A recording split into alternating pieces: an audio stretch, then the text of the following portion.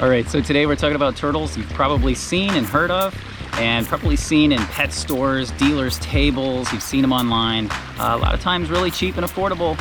They start off real cute, but they can get really big, really fast, and that is these snapping turtles. We're gonna be talking about, do they actually make good pets? Who would they make good pets for? What it takes to actually raise a snapping turtle. So stay tuned, we're gonna get into it.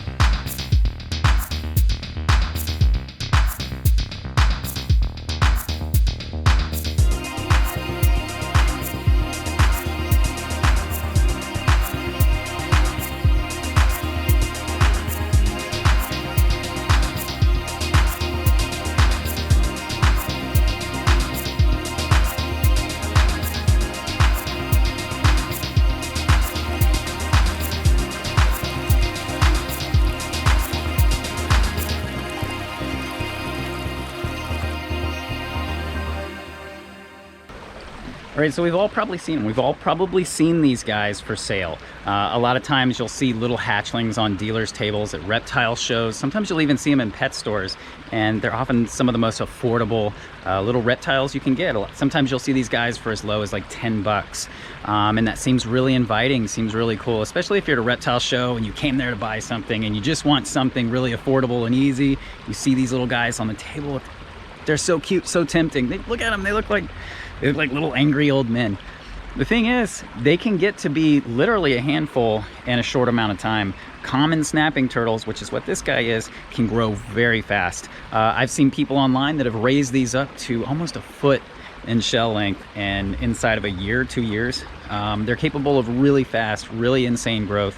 That may not be natural. A lot of times in captivity, you are gonna see that faster growth, but these guys are really capable of a lot of growth and becoming kind of a headache for people that aren't prepared for that. So let's get into our snapping turtles good pets. All right, so I'm sitting here with one of my small adult female common snapping turtles, and this turtle is, even though she's quite old, she's not that big. That's not always the case. These guys are capable of getting up to 18 inches shell length, upwards of 30, 40, even 50 pounds. I believe the record is somewhere around 80 pounds. They're actually a very large turtle. A lot of people think that just because the alligator snapping turtles, which is a distant cousin, they think that because they get so much bigger that common snappers are small, and they very much are not.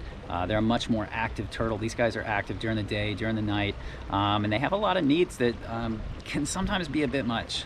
A lot of times people get into these they always are like looking to bite. That's the other thing, is these guys are always ready to they're always ready to defend themselves, and that's because they have a small plastron. That small plastron right there is one of the reasons that they're so defensive, because they're quite vulnerable if they're flipped on their back. So people often get in over their heads with these guys because, again, it's very tempting to get a very cheap, affordable turtle and tell yourself, oh, I'm gonna get this set up, or I'm gonna do this, or I'm gonna do that. In reality, an aquarium will not last these guys their entire life. You would have to have a 400 or 500 gallon aquarium, and I would say about 1% of people actually have that and actually do that. Your best bet is stock tanks. I've actually done a couple snapping turtle stock tank builds. I'll post a link to that, where I've showed you how to make your own snapping turtle stock tanks. That's one of the best ways to house these guys as they get bigger, because they do need that extra space. They're very active. Did I say they're active?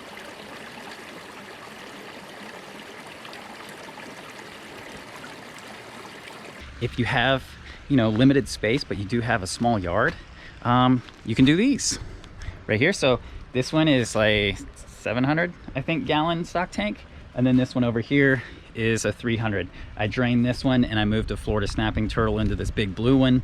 And these make great you know, if this is all the space you have, if you have enough space to fit one of these, this is a great home for an adult common snapping turtle. It has plenty of room to move.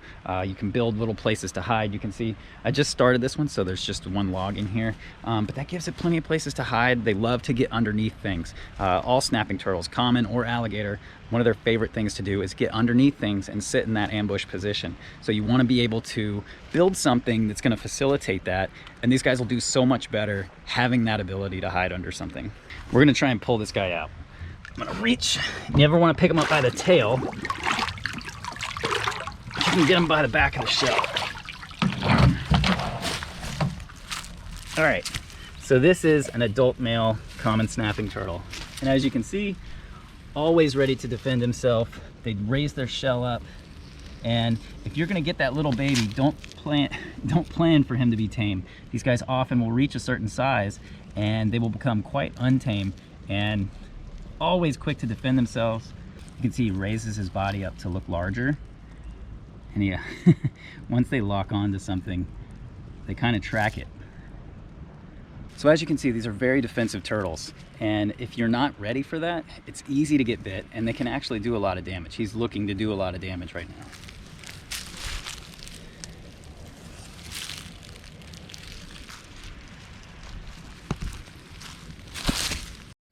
All right, so I'm gonna pick him up. I'm gonna slide my hand under his plastron, pick him up like this. This is a great way to lift him. It's supportive. You can keep yourself from getting bit. I'll just walk him back over to his stock tank. There's a lot of pollen on the water. Makes it a little bit icky looking, but the water's actually clean. Does this look like something you can easily do yourself? Can you afford to buy the upfront cost of this stock tank? This stock tank goes for about $400 at Tractor Supply. You may have to pay a $60 to $100 delivery fee to get this dropped off at your house. I ended up renting a U-Haul, and it ended up costing me over $100 in the end to rent the U-Haul to get it to my house. Luckily, I got this one donated to me, so all I had to do was pick it up. But it is something to remember. You know, stock tanks aren't cheap. Large aquariums are not cheap. Having snapping turtles is not cheap. So a lot like sulcata tortoises, a lot like red-eared sliders, a lot of times just because something is the cheapest thing on the table or the cheapest thing you see online and seems really easy when you get into it, think of like Nile monitors, for example. Snapping turtles have a lot in common with Nile monitors. Cheap, aggressive, and they only get to be more of a handful as they get older. So really very few people that get these guys really are able to give them what they deserve. If you want to properly house a snapping turtle, you really need to plan on housing it outdoors as much as you can. Getting it into a stock tank is probably going to be your best bet. If you can build a pond, even better. The main thing is they need space, they need a proper diet.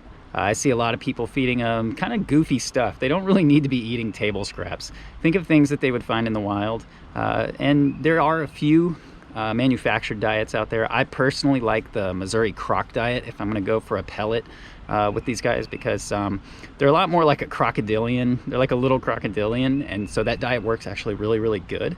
I just wouldn't feed it all the time or every day. They can grow fast, they can get obese. Providing them space is going to cut down on that tendency to get obese. So that's why I like to give them a big enclosure. Let's talk about the other group of snapping turtles, and that is the alligator snapping turtle. Personal favorites of mine.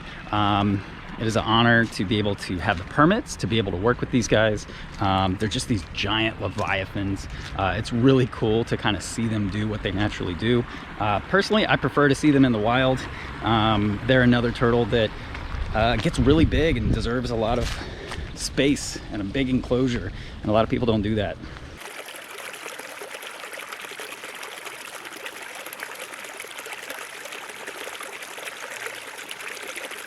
So the alligator snapping turtles, like what you see here, they're such characters just like the common snapping turtles.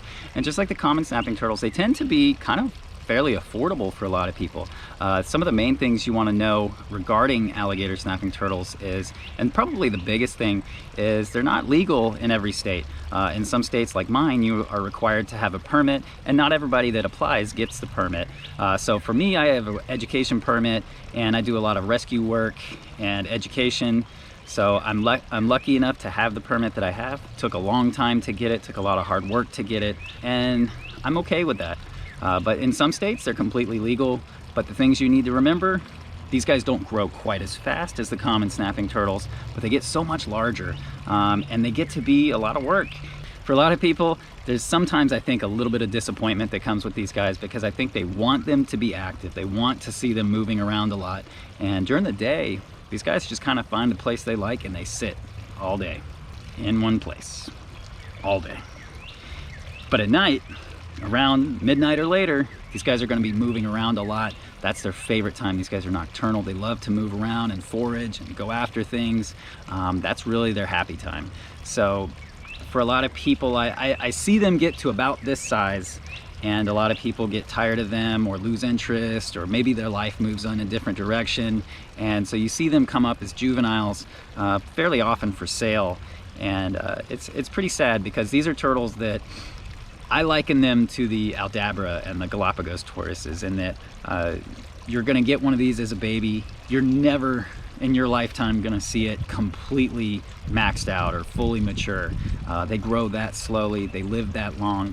So what you're really doing when you're raising these guys is you're raising them, and at some point you're gonna have to hand them down to somebody else or find a good home for them. And so that requires a lot of responsibility, and it's something not to be taken lightly. A lot of people do really dumb things, like release these in New York or some state way outside of their range. You know, maybe people have the best intentions, but it's just such a dumb idea, and it only hurts the rest of us that are responsibly keeping to just go release things. And that goes for common snapping turtles as well. But if you live in a state that's outside of their range, or you live in a country outside their range and you release it, you're really just blowing it for everybody else. Really weigh it out. If you're gonna get into snapping turtles, you really need to consider their size, the amount of care, and the amount of money you're gonna be spending, because they're not cheap. They may not do a lot, but they're gonna cost you a lot, and it's gonna cost you time, money, and but if you're willing to go through those things, they can be rewarding. But they're not to be taken lightly just because they're readily available.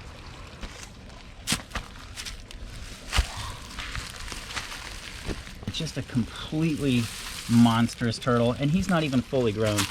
This guy is Bullet-Toothed Tony, so named because he was shot in the head right there. And you can see he's a big turtle, probably weighs about 55, 60 pounds, and not even close to full grown. These guys full grown get way bigger than this. He's about half the size of most full grown males that are reaching about 100 pounds. If you're raising up a baby, you're looking at about 20, 25 years for him to get to this size. So just something to keep in mind. Most people get alligator snapping turtles and they can't wait to see him get to this size, and they don't think about the fact that they're probably going to be waiting about 20 years to see it get to this size. There we go. One of the things I've done, like I said, you could keep this guy in a stock tank, but I wanted to do so much more. I wanted to give him something natural. I wanted to give him different grades and different types of things in his environment. So where he's about to cross over now is like a mucky planted area going through here. It's got a little bit of a pool, it's shallow, and then a deep end down here. And so I wanted him to have something more natural than just a stock tank. I don't know why he's going the wrong way. Go the other way, man. There we go. But as you can see, he's way less aggressive than a common snapping turtle. If I was this close to a common snapping turtle, he'd be trying to bite me. He just wants to get back in and disappear. All right, and so if you find that you are one of those people that realize maybe snapping turtles are a bit too much for me, or maybe you don't have the space for a snapping turtle, I always recommend the Musk turtles. They're like little miniature snapping turtles, full of big personality, easy to house, easy to care for. If you have to have a pet turtle and you really want something like a snapping turtle, I always recommend the Musk turtles. And if you want something big, but maybe you can't legally have an alligator snapping turtle, I got a turtle for you. All right. So if you can't have an alligator snapping turtle or a common snapping turtle due to laws where you live, there may be a good chance you can have one of these, a Mexican a Mexican giant musk turtle. These guys are really awesome. They have that big head, the really cool looking keels down the back like the alligator snapping turtle, and they get to a really hefty size. So if you do want a larger turtle and you do have the space for it, I recommend the Mexican giant musk. They really are the ultimate musk turtle, and a lot in common with the snapping turtles. Really, really fun guys to work with, and fun to take care of. All right, so in summary, who are snapping turtles for? That's the big question. So snapping turtles are gonna end up being for somebody that can get past that stigma, obviously, in the first place, of snapping turtles being dangerous or snapping turtles being mean or aggressive or just undesirable animals. So first thing you gotta do is get past that. And then someone that has the ability to not only raise these up to be adults, but to raise them up the proper way and give them the room that they need to be patient with, you know, maybe the slow growth of the alligator snapping turtles, or the fast growth of the common snapping turtles. And basically somebody who's patient and has the space to provide for the large adults. And also somebody who's willing to cooperate with the laws, because these turtles are not legal everywhere. So that's who I think snapping turtle people are. In case you can't tell, I'm a snapping turtle person, and you've seen what I've done. So I think that kind of gives you a good idea of the type of person that's, you know, ideally suited for snapping turtles and is going to have the time and the patience to deal with them. So hope this helps. Ask yourself, is this really something I can handle, and is it worth it? And if it is, maybe you'll make a bunch of holes in your yard just like me. So thank you guys so much for watching this video. Peace out. I smell like turtle musk. I'm gonna go take a shower. Take care.